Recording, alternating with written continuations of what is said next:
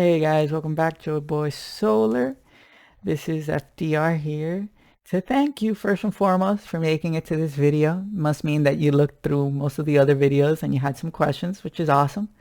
And this video is for the frequently asked questions that I get when I usually work with a homeowner. Um, and these are in no particular order. If you can think of any new ones, again, I always encourage you to check out my description to the questionnaire to contact me if you have any specific questions. But these are the ones that I get the most. So first and foremost, it's hurricanes. What do I do about hurricanes? And I live in Florida, so this is a very prevalent question. The good news is that hurricanes should be a non-factor in your decision to go solar at all. As long as the company that you choose is a good company, they'll insure you if any damage happens to them because of a hurricane. Most have wind guards, so they shouldn't fly off. Realistically speaking, most solar panels are graded for up to a category 4. So unless you want your panels to be on even during a category 4, which at that point you're lucky to even have your roof still on your house. Hurricane should be really a non-factor in your decision. Because as long as you chose the right company, you're covered. It's that simple. Double bills. So like I mentioned before, the only times that you get double bills are if your offset is not 100%, which does happen from time to time depending on where you live and how much sun you get. However, double bills, again, should not be the sole thing that you're basing your decision off of, because if your two bills are still less than your one FPL bill or your one utility bill, then yes, it still makes sense to do because you're still saving money. Who cares if it's two different bills? Anyway, that's my opinion. The only other time you might get a double bill is during the installation process. Now, when you go through the process of going solar, for the most part, you don't have to do much except wait. However, when the panels get installed, usually within a month of you signing the paperwork and getting everything started, usually within a month and a half to 2 months, you're installed. However, that does not mean that you've been turned on yet. In order for your system to get turned on and produce electricity, your utility company needs to come to your house and change your meter from a one-way meter to a two-way meter. Now, as you can imagine, utility companies take their goddamn sweet time, and if they take too long, what can happen is that since the system isn't turned on, you're going to get a bill from the solar company and a bill from FPL, both at full price for about a month or two between getting installed and turning on. And this is the biggest reason that people freak out or hate going solar. And unfortunately, it's not something that can really be mitigated. The only thing that can really be done is that you have to look for a company that's willing to give you a 1 to 2 month waiting period after installation before you have to start making payments. But again, we'd have to case by case basis look at the company and things like that. Oh, look, that answered the time frame question. So yes, you're usually looking at about a month to 3 months for installation and turn on.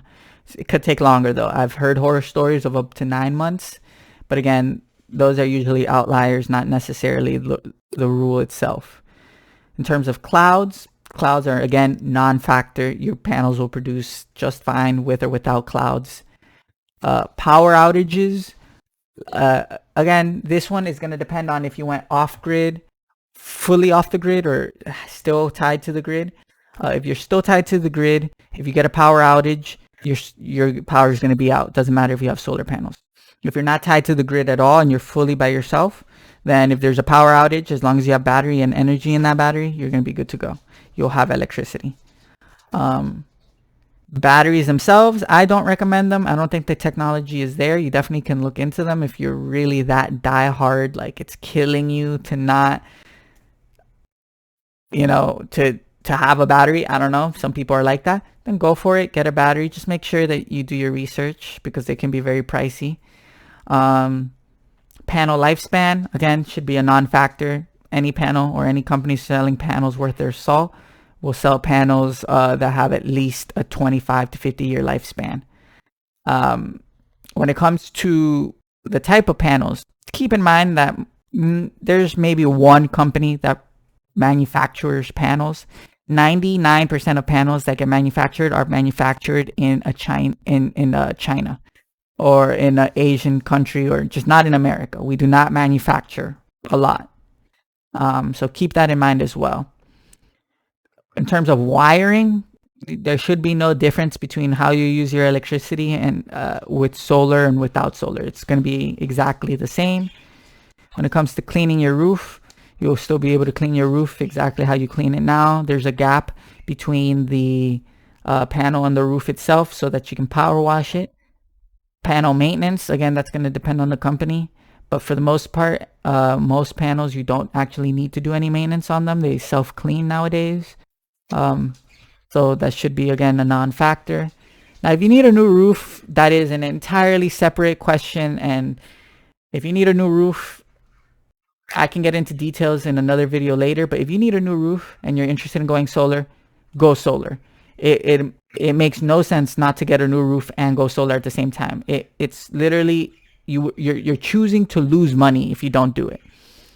But I'll go into details about that later on. HOAs cannot tell you whether or not you can go solar. It's that simple. It's illegal for them to tell you can't do it.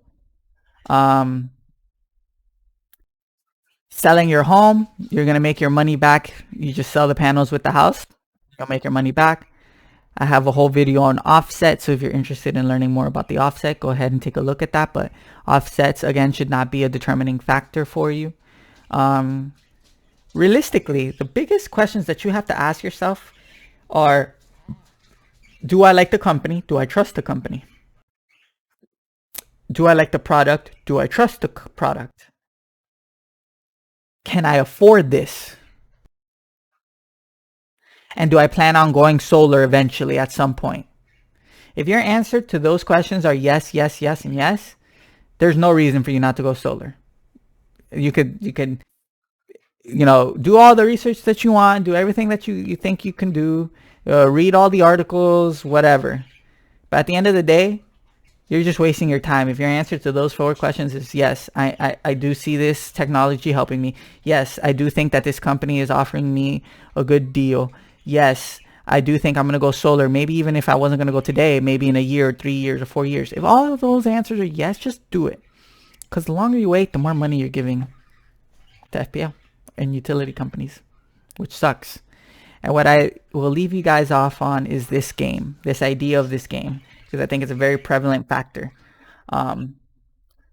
Split or Steal is a game show in which 2 contestants sit across from each other and they have an option. They can either split or steal. What that means is that 2 contestants sit across from each other, and in the middle is an individual who's the judge. And they have, let's say, $10,000 sitting right in front of them. Now, the way the game works is that both contestants have to either choose to steal the money from each other, the $10,000, or split the money with each other. Okay?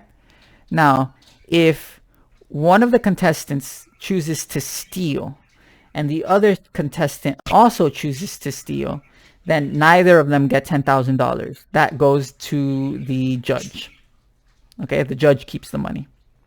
Now, if one contestant decides to steal and the other one decides to split, the one who steals takes all the money, all 10,000. And if they both decide to split, then they both each get $5,000. It's a win-win. What I like to express to people is that this is the exact same game that you are playing with these companies. It's either you're either going to trust them and they're going to trust you, and you're both going to benefit. The company makes money and you pay a lower bill, and the only person that loses is FPL. Or you can choose to not trust any company, and the companies won't trust you. And who wins? The judge, which is the utility company. So you have very little to gain from not trusting the solar companies, and a lot to lose for trusting your utility company. But again, hopefully I should make that a little bit easier on you guys. I will do my best to, weed out all the trash companies. That way it just boils down to, are you saving money? Are you not saving money? But again, description down below. Feel free to fill out that questionnaire. I'll be more than happy to help you if you have any questions about going solar. For the most part, if you've watched all the videos I've put out till now, you have all the information you need. You can go out there and make that decision for yourself. But if you can't, or you need help, or you don't feel comfortable, feel free to reach out to me. I'll be more than happy to help, okay? You guys stay safe. Take care.